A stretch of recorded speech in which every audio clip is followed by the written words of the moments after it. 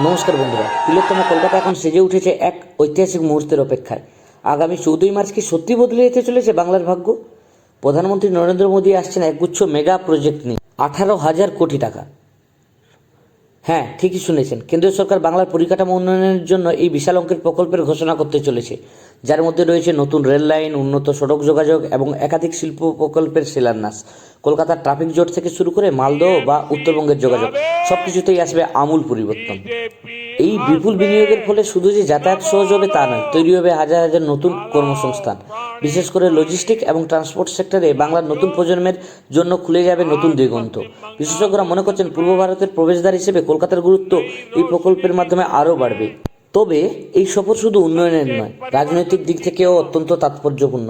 ভোটের আবহ হোক বা প্রশাসনিক বৈঠক, চৌধুরী তারিখের এই জনসভা থেকে প্রধানমন্ত্রী বাংলাকে ঠিক কী বার্তা দেন, সেদিকেই নজর রয়েছে রাজনৈতিক মহলের। নিরাপত্তার চাদরে মুড়ে ফেলা হয়েছে গোটা শহর। 18,000 কোটি টাকার এই মাস্টার প্ল্যান কি সত্যি বাংলার সাধারণ মানুষের জীবনযাত্রায় বড় বদল আনতে পারবে? আপনার এলাকায় কোন উন্নয়নটি সবার আগে হওয়া উচিত বলে আপনার মনে করেন? আমাদের কমেন্ট বক্সে অবশ্যই জানান এবং আরও ইনফরমেটিভ ভিডিওর জন্য আমাদের চ্যানেলটি সাবস্ক্রাইব করে সঙ্গে থাকুন। ধন্যবাদ। ভালো থাকুন, সুস্থ থাকুন।